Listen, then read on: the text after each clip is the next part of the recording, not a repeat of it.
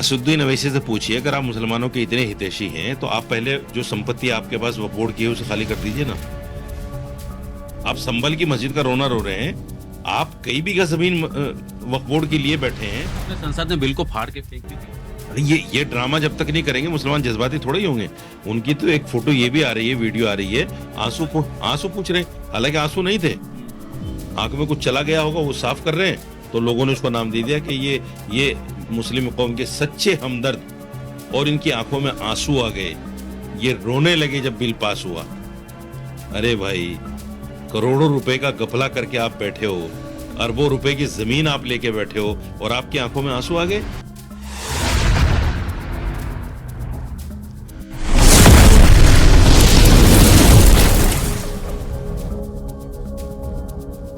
नमस्कार दोस्तों, आप सभी को अच्छे से पता है वक्फ बिल पास हो गया है, वो एक कानून बन गया है, लेकिन इसको लेकर काफी ज्यादा राजनीति हो रही है। और हाँ, मुस्लिम कम्युनिटी जो है दो भागों में बट गई है। साजिद रशीदी एक मौलाना है, वक्फ बिल जो पास हुआ उसके हक में है, वो जो वक्फ बिल का विरोध कर रहे हैं उन पे बुरी तरह से भड़के हुए हैं और ओवैसी को बहुत कुछ बोल रहे हैं कि उनकी वीडियो चलाई जा रही है कि वो संसद भवन में बैठे हैं और आंसू पोंछ रहे हैं, तब कि ऐसा कुछ नहीं है, उनकी आंख में कचरा आ गया, ये उनका कहना है। और ये जितने भी वक्फ की जमीन है, जिन ने कब्जा कर रखा, उसके बारे में काफी डिटेल बातें कर रहे हैं। आप ये वीडियो देखिए। असुद्दीन अवैसी सामने आए, मौलाना महमूद मदनी सामने आए, मौलाना अरशद मदनी सामने आए, फजलुर रहमान मुजद्दिदी जो पर्सनल बोर्ड के जनरल सेक्रेटरी हैं वो सामने आए, जिनके पास करोड़ों रुपए की, अरबों रुपए की जमीन है राजस्थान के अंदर वक्फ बोर्ड की। वो सामने आकर बोले कि भाई ये जमीन हमारे पास वक्फ संपत्ति है, हम इसका किराया आज के सर्किल रेट के हिसाब से देना शुरू कर रहे हैं। आज से करें शुरू, अगर हिम्मत है। लोगों को सड़कों पर निकालकर क्या आप लोगों की हत्या कराना चाहते हैं? क्या आप लोगों को जानबूझकर उकसाना चाहते हैं कि वो बेचारे अनपढ़ लोग जिनको वक्फ की समझ नहीं है, जिनको वक्फ अमेंडमेंट की समझ नहीं है, जिनको सिर्फ आपने दीन के नाम पर उकसा दिया। और मुसलमान को हर आदमी अपनी जागीर समझता है, अपनी लौंडी समझता है, वो जैसे चाहता है इस्तेमाल करता है, और हम इस्तेमाल होते हैं मामूली से फायदे के लिए, थोड़े बहुत फायदे के लिए। तो सबसे पहले तो मुसलमानों को अपना रहनुमा चुनना पड़ेगा। और ये जो रहनुमा बने फिर रहे हैं ना, इनकी जो कलई इस बिल ने खोली है कि करोड़ों अरबों की संपत्ति लिए बैठे हैं, ये भी मुसलमान को समझना पड़ेगा कि हम इनके पीछे चलें या हम इनसे हटकर किसी आदमी को अपना नेता माने, अपना रहनुमा माने, और उसके पीछे चलकर आगे आने वाले अपनी नस्लों को कम से कम इस बुराई से, इस गलती से बचा लें। देखिए, जितनी भी सरकारें रही हैं उन्होंने अपने तरीके से वक्फ बिल में संशोधन किया है। सवाल यह है कि जिन सरकारों को हम अच्छा मानते थे, अपना हितैषी मानते थे, उन सरकारों ने जब इसमें संशोधन किया तो लोगों ने बड़ी तालियां बजाई कि साहब ये तो बहुत अच्छा हो गया। लेकिन दिक्कत की बात यह है कि 1995 का संशोधन आने के बाद संशोधन लटका रहा और 2013 में जाके उसका इंप्लीमेंट हुआ। 2013 में, यानी ये समझिए कि 13 और 5 18 साल के बाद ये हमारी वो सरकारें हैं जो हमारी हितैषी थी। बिल आया, संशोधन आया और 18 साल के बाद जाके इंप्लीमेंट हो रहा है। उसमें क्या हुआ, पहली सरकारें भी वक्फ की संपत्ति पर पूरी तरह से काबिज थी, लेकिन हमने कोई शोर नहीं मचाया, ना जमीयत उस पर बोली, ना मुस्लिम पर्सनल बोर्ड बोला। इनमें से एक प्रॉपर्टी किसी गरीब मुसलमान के पास नहीं थी। जिन लोगों ने किराएदारी पर ये जगह ली, गरीब मुसलमान तो ले नहीं सकता, क्योंकि इसका किराएदारी का जो प्रोसेस था उन सरकारों के टाइम में वो ये था कि एक तो जो भी प्रॉपर्टी की वैल्यू है उसका 30% वक्फ बोर्ड में जमा कराइए आप, प्लस जो बीच में दलाल होता था वो पैसा खाता था, प्लस चेयरमैन पैसा खाता था, प्लस मेंबरान पैसा खाते थे। यानी गरीब आदमी की पहुंच से बाहर थी ये। मैंने खुद एक प्रॉपर्टी के लिए आवेदन किया, वो मुझे नहीं मिल पाई क्योंकि मेरे पास घूस देने के लिए इतना पैसा नहीं था। तो पहले भी ये संपत्ति सरकारों के पास रही। 250 बीघा जमीन मेरे पास लिस्ट है पूरी, मैंने पहले भी आपको दिखाई है। वो 250 बीघा जमीन दिल्ली के अंदर कांग्रेस सरकार के रहते हुए सरकार के पास चली गई। केंद्र सरकार और उसकी एजेंसी, दिल्ली सरकार और उसकी एजेंसी, और कोई मुसलमान नहीं बोला, सब खामोश रहे।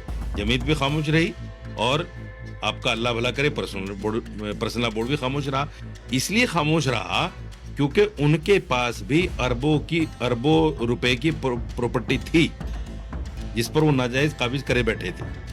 जमीयत उलमा हिंद का जो दफ्तर है, आप देखिएगा जाके, जो मेन बत्ती है ITO की लाल बत्ती, मस्जिद अब्दुल नबी, पुराने पुलिस मुख्यालय के बिल्कुल बराबर में ऐसी प्राइम लोकेशन की जमीन है। वो 2000 से 2500 गज, आज उसकी वैल्यू अरबों रुपए में है, अरबों रुपए में। फिर एक नए सदर बने जमीयत के, मौलाना अरशद मदनी साहब, उन्होंने बराबर में ही मस्जिद, एक झील प्याऊ है ITO पर ही, वहां 1 बीघा से 1.5 बीघा जमीन कब्जा कर लिया और वो जमीन भी अरबों रुपए की है। कांग्रेस के जमाने में इन लोगों ने भर भर के वक्फ बोर्ड की संपत्ति को लूटा। कांग्रेस खामोश रही। कांग्रेस इसलिए खामोश रही क्योंकि सरकार के पास भी कई सौ बीघा जमीन थी। अगर ये लोग बोलते कि सरकार के पास हमारी जमीन है तो सरकार कहती कि तुम्हारे पास भी, तुम छोड़ो। इसलिए कांग्रेस भी खामोश रही और ये भी खामोश रहे, चोर चोर दोनों मुसरे भाई। तो इसलिए उस वक्त में किसी ने आवाज नहीं उठाई। अब इस बिल में ये संशोधन आ गया है कि जो भी इलीगल ऑक्युपाइड है वक्फ की संपत्ति पे, वो संपत्ति उससे वापस ली जाएगी।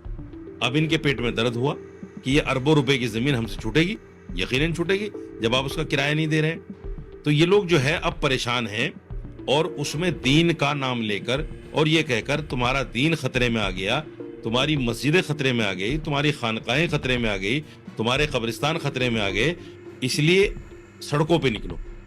लोगों को सड़कों पे निकाल रहे हैं। सड़कों पे निकालने का मतलब इनका सिर्फ अपनी संपत्ति को बचाना है, दीन को बचाना या मुसलमान को बचाना नहीं। भ्रष्टाचार अंदर ही अंदर कहीं ना कहीं हो रहा था। बहुत सारा भ्रष्टाचार, नहीं पूरा बिल्कुल काला काला अध्याय कहिए उसको आप। वक्फ बोर्ड की तारीख में कांग्रेस के जमाने में जो अगर कोई सही इतिहासकार हो तो वक्फ के लिए जो लिखेगा वो ये लिखेगा कि मुसलमानों के 250 इमाम थे दिल्ली के अंदर, आज भी हैं वक्फ बोर्ड के। उन इमामों को कांग्रेस के रहते हुए कभी 1 महीने की बराबर कंटिन्यू सैलरी नहीं मिल पाई। और उस वक्त में उनके जमाने में तो सैलरी कितनी होती थी, 300 रुपए, 500 रुपए, 900 रुपए, 1200 रुपए, फिर बढ़ के वो 10,000 तक भी हुई। कभी भी सैलरी जो है सही टाइम पे नहीं मिली। और हाल ये था कि जब तक सरकार जो है वक्फ बोर्ड को ग्रांट ना दे, इमामों को सैलरी नहीं मिलती थी। असदुद्दीन वैसी कहते हैं कि मुसलमानों को 2म दर्जे का नागरिक बनाने के लिए ये बिल लाया गया है। संभल की मस्जिद भी जो है वो वक्फ के अंदर से हट जाएगी, तो आज नहीं तो कल उसको भी तोड़ दिया जाए। असदुद्दीन अवैसी से पूछिए, अगर आप मुसलमानों के इतने हितैषी हैं तो आप पहले जो संपत्ति आपके पास वक्फ बोर्ड की है उसे खाली कर दीजिए ना। आप संभल की मस्जिद का रोना रो रहे हैं, आप कई बीघा जमीन वक्फ बोर्ड के लिए बैठे हैं। आप कहते हैं जी मैं मुसलमानों का रिफाई काम कर रहा हूं। आपके पास तो करोड़ रुपया है, आपके पास पैसे की कमी थोड़ा ही है। आप वक्फ की संपत्ति को वक्फ बोर्ड को दे दीजिए और दूसरी जगह खरीद कर जो है ये जगह चला लीजिए अपनी, या फिर कम से कम उसका किराया तो दीजिए। आप तो किराया भी नहीं दे रहे हैं उसका और संपत्ति को छोड़ भी नहीं रहे हैं। आप संभल की बात क्यों कर रहे हैं? पहले अपनी बात कीजिए ना। पहले आप अपने घर से शुरुआत कीजिए। अच्छे काम की शुरुआत पहले अपने घर से करनी चाहिए। असदुद्दीन अवैसी सामने आए, मौलाना महमूद मदनी सामने आए, मौलाना अरशद मदनी सामने आए, फजलुर रहमान मुजद्दिदी जो पर्सनल बोर्ड के जनरल सेक्रेटरी हैं वो सामने आए, जिनके पास करोड़ों रुपए की, अरबों रुपए की जमीन है राजस्थान के अंदर वक्फ बोर्ड की। वो सामने आकर बोले कि भाई ये जमीन हमारे पास संपत्ति है, हम इसका किराया आज के सर्किट रेट के हिसाब से देना शुरू कर रहे हैं। आज से करें शुरू, अगर हिम्मत है। लोगों को सड़कों पर निकालकर क्या आप लोगों की हत्या कराना चाहते हैं? क्या आप लोगों को जानबूझकर उकसाना चाहते हैं कि वो बेचारे अनपढ़ लोग जो जिनको वक्फ की समझ नहीं है, जिनको वक्फ अमेंडमेंट की समझ नहीं है, जिनको सिर्फ आपने दीन के नाम पर उकसा दिया, जब वो सड़कों पर आएंगे तो यकीनी तौर पर उनसे कुछ गलतियां होंगी। उन गलतियों का खमियाजा उनको या तो मौत के उसमें मिलेगा या जेल के उसमें मिलेगा, या तो वो जेल जाएंगे या मरेंगे। तो आपने तो अपनी संपत्ति बचाने के लिए उनको बाहर निकाल दिया दीन का नाम लेकर। तो अगर आप सच्चे हैं, ईमानदार हैं, मुखलिस हैं मुस्लिम कौम के लिए, सबसे पहले अपनी संपत्ति वापस कीजिए वक्फ बोर्ड को, और फिर कहिए कि देखो जी हमने कर दिया, अब सरकार भी वापस करे। हमारा तो ओवैसी से सिर्फ एक सवाल है, आपके पास जो संपत्ति है आप वापस क्यों नहीं करना चाहते उनको? तो उन्होंने संसद में बिल को फाड़ के फेंक भी दिया। ये ड्रामा जब तक नहीं करेंगे मुसलमान जज्बाती थोड़े ही होंगे। उनकी तो एक फोटो ये भी आ रही है, वीडियो आ रही है, आंसू पूछ रहे हैं, हालांकि आंसू नहीं थे, आंख में कुछ चला गया होगा, वो साफ कर रहे हैं, तो लोगों ने उसको नाम दे दिया कि ये मुस्लिम कौम के सच्चे हमदर्द, और इनकी आंखों में आंसू आ गए, ये रोने लगे जब बिल पास हुआ। अरे भाई, करोड़ों रुपए का गफला करके आप बैठे हो, अरबों रुपए की जमीन आप लेके बैठे हो, और आपकी आंखों में आंसू आ गए। जिस वक्त आप वक्फ की संपत्ति को दबाने के लिए काम कर रहे थे, उस वक्त आपका दिल नहीं रोया कि ये गरीबों का, यतीमों का, मिस्कीनों का, अपाहजों का हक है जिसको मैं दबा रहा हूं? जब आपका दिल नहीं रोया, जब आपकी आंख नहीं रोई, आज रो रहे हो जब वो संपत्ति आपसे वापस ली जाएगी। आप मुसलमानों की हमदर्दी में नहीं रो रहे हो, आप उस डर से रो रहे हो कि मैंने नाजायज वक्फ की संपत्ति को दबाकर इतना बड़ा एम्पायर खड़ा किया और वो सारा एम्पायर ढह जाएगा, खत्म हो जाएगा, इसलिए आपने रोना शुरू कर दिया। कपिल सिब्बल कहते हैं कि 9 लाख एकड़ अगर वक्फ के पास है तो हिंदू बोर्ड के पास भी 10 लाख एकड़ की जमीन पड़ी हुई है, उसके ऊपर आप क्यों नहीं कानून लेकर के आते हैं? सिर्फ मुसलमानों के ही ऊपर आप क्यों इस तरीके की कानून लेकर के? कपिल सिब्बल तो वकील हैं, पढ़े लिखे आदमी हैं, उनको इतना पता होना चाहिए कि जितने बड़े बड़े मंदिर हैं उन सब का रखरखाव सरकार के पास है, उन सब की संपत्ति, उनकी आय सब सरकार को जाती है, और उसका जो है, उससे जो है देश के बहुत काम होते हैं। कपिल सिब्बल कांग्रेस में थे, जब 65 साल इन्होंने राज किया तो ये कांग्रेस में थे। कांग्रेस अगर मुसलमानों की हितैषी थी तो कांग्रेस ने जिस तरह सिखों की तमाम प्रॉपर्टियां, तमाम गुरुद्वारे उनको प्रबंधक कमेटी को दे दिया, हमारी इन तमाम प्रॉपर्टियों को के लिए एक प्रबंधक कमेटी क्यों नहीं बनाई ताकि ये सारी प्रॉपर्टियां मुसलमान के पास होती है? आज कई सारे मुस्लिम नेता ये कह रहे हैं कि हमारे अंगने में तुम्हारा क्या काम। नहीं, मैं ये मुसलमान नहीं कह रहे हैं, ये उनसे कहलवाया जा रहा है विपक्षी पार्टियों के उससे, और जो हमारे हितैषी बन के मुस्लिम उलमा सामने आ रहे हैं उनके जरिए से इस बात को कहलवाया जा रहा है कि आप कहो इस बात को कि हम हिंदू क्यों रखें। आप मुझे ये बताइए, सरकार क्या मुसलमान थी कांग्रेस? उसमें भी सारे हिंदू थे, और वक्फ बोर्ड के जितना भी स्टाफ है रेवेन्यू में, एसडीएम से लेकर रेवेन्यू अफसरान तक और चीफ सेक्रेटरी तक, वो क्या हिंदू हैं? वो क्या मुसलमान हैं? वो भी सारे के सारे हिंदू हैं। रेवेन्यू से जहां से फंड पास होता है वक्फ बोर्ड के लिए, वहां क्या मुसलमान बैठे हैं? सारे हिंदू हैं। जब सरकार के पास हमारी संपत्ति पहले भी थी और आज भी सरकार उसको अपने पास रखना चाह रही है, तो आप उस वक्त तो रोए नहीं जब कांग्रेस की सरकार थी, चूंकि वो आपको भी खाने दे रही थी, खुद भी खा रही थी। जब आपके खाने का नंबर खत्म हो गया और आपने जो खाया है उसको निकालने का नंबर आया, तो आज आपको पता चला कि सरकार के पास है, सरकार नाजायज कब्जा कर रही है।